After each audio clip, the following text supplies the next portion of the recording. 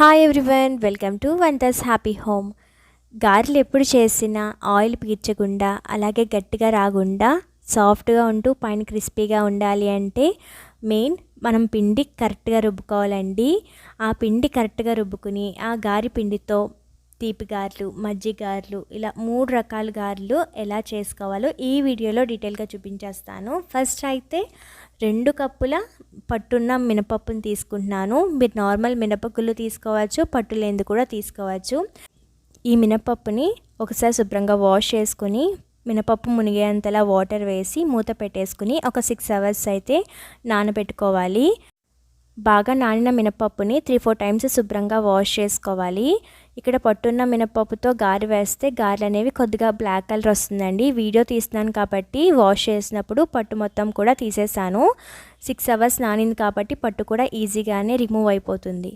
And ఇక్కడ పప్పుని గ్రైండర్లో వేసినప్పుడు మొత్తం క్వాంటిటీ ఒకేసారి కాకుండా హాఫ్ క్వాంటిటీనే యాడ్ చేస్తున్నాను. మీరు 1 కప్ మినపప్పే నానబెట్టుకుంటే ఒకేసారి వేసుకోవచ్చండి. మీ గ్రైండర్ కెపాసిటీ బట్టి మినపప్పు అనేది యాడ్ చేయాలి, లేదంటే కొద్దిగా టైట్గా పడుతుంది. ఇక్కడ నాకు కూడా కొద్దిగా క్వాంటిటీ ఎక్కువయ్యి కొద్దిగా పడుతుందండి, అయినా పర్వాలేదు.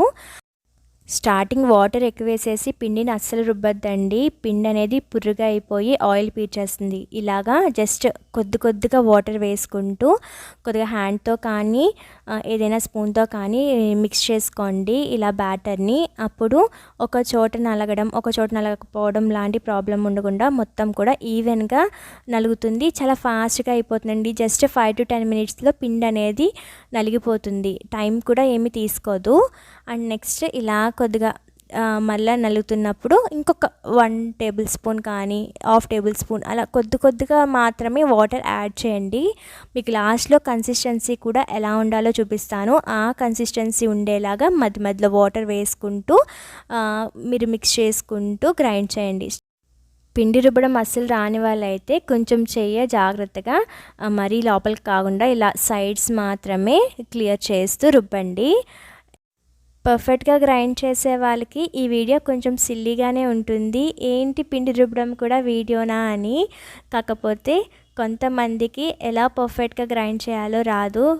అందరి సంగతి పక్కన పెడితే ఇన్ని కుకింగ్ వీడియోస్, బేకింగ్ వీడియోస్ చేసే నాకే రాదండి. నేను ఓన్లీ వరలక్ష్మి వ్రతం, వినాయక చవితికి గారి ప్రిపేర్ చేస్తూ ఉంటాను.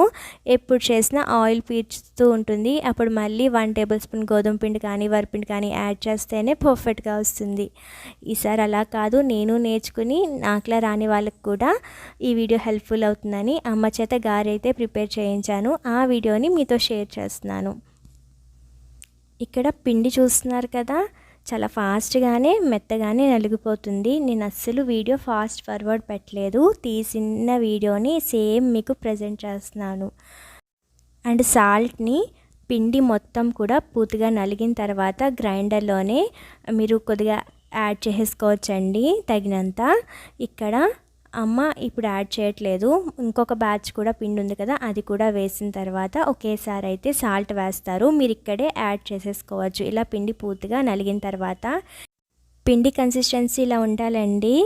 చూస్తేనే తెలుస్తుందిగా ఎంత ఫ్లఫీగా ఉందో. లూజ్గా లేదు, అలాగే మరీ గట్టిగానూ లేదు. కరెక్ట్ కన్సిస్టెన్సీ అండి.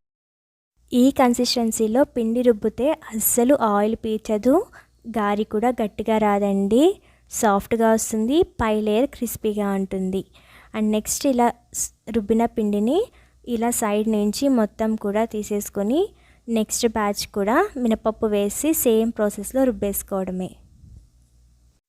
ఈ పిండితో గారెలు వేసే ముందు పానకం గారి కోసం పానకం అయితే ఫస్ట్ ప్రిపేర్ చేద్దాము. ఒక కడాయిలో 1 కప్ షుగర్ అండ్ అలాగే 1+1/2 కప్ వాటర్ని యాడ్ చేయాలి. నెక్స్ట్ ఫ్లేమ్ని మీడియం టు హైలో పెట్టుకుని షుగర్ బాగా మెల్ట్ అయిన తర్వాత ఈ షుగర్ వాటర్ బాగా బాయిల్ అవుతున్నప్పుడు కొద్దిగా కలర్ చేంజ్ అవుతుంది. అప్పుడు యాలకుల పొడి వేసుకుని స్టవ్ ఆఫ్ చేసేయడమే అండి. ఈ షుగర్ సిరప్కి ఎటువంటి పాకం ఫామ్ అవ్వక్కర్లేదు. మీకు ఇంకా డీటెయిల్గా చెప్పాలి అంటే జిగురు వస్తుంది అనగానే మీరు స్టవ్ ఆఫ్ చేసేయండి. నెక్స్ట్ 1/2 టీ స్పూన్ యాలకుల పొడి యాడ్ చేసి రెడీ అయిన షుగర్ సిరప్ని పక్కన పెట్టుకోండి. నెక్స్ట్ మజ్జిగ గారెలు ప్రిపేర్ చేయడం కోసం ఒక బౌల్లో 1+1/2 కప్ కర్డ్ అయితే తీసుకుంటున్నాను. ఈ కర్డ్ని విస్కర్తో బాగా బీట్ చేయండి, స్మూత్ కన్సిస్టెన్సీ వచ్చేలాగా. నెక్స్ట్ వాటర్ని యాడ్ చేయాలండి. కర్డ్ మరీ థిక్గా ఉన్నా సరే గారెలు మజ్జిగని పీల్చుకోవు. కాబట్టి నేను చూపిస్తున్న లిక్విడ్ కన్సిస్టెన్సీ ఉండేలాగా మీకు ఎంత వాటర్ పడితే అంతైతే యాడ్ చేయండి. ఇక్కడ నేను 3/4 కప్ అయితే యాడ్ చేశాను. First half cup, next 1/4 cup. ఇలాగా ఇక్కడ కన్సిస్టెన్సీ చూపిస్తున్నాను కదా, ఈ కన్సిస్టెన్సీ ఉండేలాగా మీరు మజ్జిగని ప్రిపేర్ చేయండి. నెక్స్ట్ పోపు కోసం 2 పచ్చిమిర్చి, ఒక మీడియం సైజ్ ఆనియన్, 2 ఎండుమిర్చి, కొద్దిగా కరివేపాకు, అల్లం, జీలకర్ర, ఆవాలు, శనగపప్పు, మినపప్పు ఇవన్నీ కూడా ఒక ప్లేట్లో తీసుకోండి. అండ్ నెక్స్ట్ ఒక చిన్న కడాయిలో కొద్దిగా ఆయిల్ వేసుకుని, ఆయిల్ హీట్ ఎక్కిన తర్వాత మొత్తం ఈ పోపు అంతా వేసుకొని బాగా ఫ్రై అవనివ్వండి. ఆనియన్స్ గోల్డెన్ కలర్లో ఫ్రై అవ్వాల్సిన అవసరం లేదు. ఆనియన్స్ పచ్చివాసన పోయి కొద్దిగా ట్రాన్స్పరెంట్గా అవుతే సరిపోతుందండి. అండ్ అలా ఫ్రై అయిన తర్వాత కొద్దిగా పసుపు అండ్ అలాగే కొద్దిగా సాల్ట్ని కూడా యాడ్ చేసుకోవాలి. సాల్ట్ని ఎక్కువ యాడ్ చేయకండి, జస్ట్ మజ్జిగకి సరిపడా వేస్తే సరిపోతుంది. ఆల్రెడీ గారెలో సాల్ట్ వేసాం కాబట్టి. నెక్స్ట్ స్టవ్ ఆఫ్ చేసి పక్కన పెట్టుకోండి. గోరువెచ్చగా అయిన తర్వాత కర్డ్లో యాడ్ చేయాలి. వేడినే యాడ్ చేయడం వల్ల కర్డ్ మొత్తం కూడా విరిగిపోయినట్టుగా అవుతుంది. కాబట్టి కొద్దిగా గోరువెచ్చగా వచ్చిన తర్వాత ఇలాగ కర్డ్లో యాడ్ చేసి ఒకసారి మిక్స్ చేసుకోండి. అండ్ ఇక్కడ మజ్జిగ తాలింపు కూడా రెడీ అయిపోయింది. నెక్స్ట్ కడాయిలో ఆయిల్ వేసుకుని ఆయిల్ని బాగా హీట్ ఎక్కనివ్వాలి గారెలు వేయడం కోసం. వన్స్ ఆయిల్ హీట్ ఎక్కిన తర్వాత ఇలాగా కవర్ పైన వాటర్ని అప్లై చేసుకుంటూ గారెపిండిని ఫ్లాట్గా ఒత్తుకొని హోల్ పెట్టి ఇలా వేసుకోవడమే అండి. సేమ్ ప్రాసెస్లో కడాయిలో ఎన్ని గారెలు పడితే అన్ని మాత్రమే ఇలాగా ప్రతి గారికి చేతికి తడి చేసుకుంటూ ఫ్లాట్గా ఒత్తుకొని వేసుకోండి. షేప్ కూడా నీట్గా వస్తాయి. గారెలు ఒక సైడ్ గోల్డెన్ కలర్లో ఫ్రై అయిన తర్వాత ఇంకొక సైడ్ కూడా ఫ్లిప్ చేసుకుని ఫ్రై అవనివ్వండి. వన్స్ గోల్డెన్ కలర్లో వచ్చిన తర్వాత బౌల్లోకి ట్రాన్స్ఫర్ చేసుకోవడమే. ఇక్కడ మనము పానకం గారెలు, మజ్జిగ గారెలు కూడా చేసుకుంటున్నాం కాబట్టి ఫస్ట్ పానకం గారెలోకి అయితే తీసేసుకుంటున్నాను. చక్కెర పాకం గోరువెచ్చగా ఉండాలండి. పూర్తిగా చల్లారిపోతే ఒక్కసారి వేడి చేసుకోండి. అండ్ ఇక్కడ గారెలు అస్సలు ఆయిల్ పీల్చవండి, కాబట్టి నేను డైరెక్ట్గానే షుగర్ సిరప్లోకి వేసేసుకుంటున్నాను. షుగర్ సిరప్లో వేసిన తర్వాత కొద్దిగా గరిటతో ప్రెస్ చేయండి. షుగర్ సిరప్ని బాగా అబ్జర్వ్ చేసుకుంటుంది. అండ్ మనం తీసుకున్న ఈ షుగర్ సిరప్ క్వాంటిటీకి 8 గారెలు పర్ఫెక్ట్గా సరిపోతాయండి. కొద్దిగా జ్యూసీగా కూడా ఉంటుంది. మీరు కావాలంటే ఇంకొక 1-2 గారెలు కూడా ఎక్స్ట్రా యాడ్ చేసుకోవచ్చు. నెక్స్ట్ కడాయిలో సేమ్ ప్రాసెస్లో గారెలన్నీ కూడా వేసుకుని గోల్డెన్ కలర్ వచ్చే వరకు ఫ్రై చేసుకోవాలి. అండ్ నెక్స్ట్ మనం మజ్జిగ తాలింపు రెడీగా పెట్టుకున్నాం కదా, అందులో ట్రాన్స్ఫర్ చేసుకోవడమే అండి.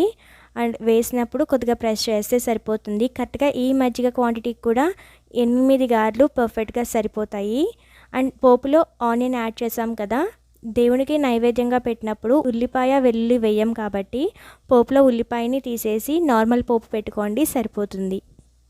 గారెలు పర్ఫెక్ట్గా రుబ్బాం కాబట్టి షుగర్ సిరప్ కానీ ఈ మజ్జిగ కానీ చాలా పర్ఫెక్ట్గా పీల్చుకుంటాయండి. అండ్ గారెలు కూడా ఆయిల్ పీల్చకుండా వస్తాయి. అండ్ సేమ్ ప్రాసెస్లో ఇలా గారెలన్నీ కూడా వేసేసుకోవడమే అండి. ఇప్పుడు నార్మల్ గారెలు అనమాట. మీరు కావాలంటే ఈ గారె పిండిలో కొద్దిగా ఆనియన్, పచ్చిమిర్చి, అల్లం, జీలకర్ర అన్నీ కూడా వేసుకుని అలా కూడా గారెలు వేసుకోవచ్చు. అది చూపించట్లేదు ఈ వీడియోలో. వినాయక చవితికి మినపప్పుని ఇలా రుబ్బుకుని గారెలు, తీపి గారెలు, మజ్జిగ గారెలు 3 రకాల ప్రసాదాలు అయితే చేసేయండి. అలాగే ఈ గారి పిండితోనే బూరెలు కూడా వేసుకోవచ్చండి. ఆ వీడియో మన ఛానల్లో ఉంది, చూసేయండి. అలాగే బూరెల పూర్ణంతో బొబ్బట్లు, టోటల్గా 5 రకాల ప్రసాదాలు ఈజీగా చేసుకోవచ్చు. మీకు నా వీడియోస్ హెల్ప్ఫుల్ అవుతే లైక్ చేయండి, షేర్ చేయండి. తప్పకుండా ట్రై చేసి ఎలా వచ్చిందో కామెంట్ చేయడం కూడా మర్చిపోవద్దు. Thank you for watching.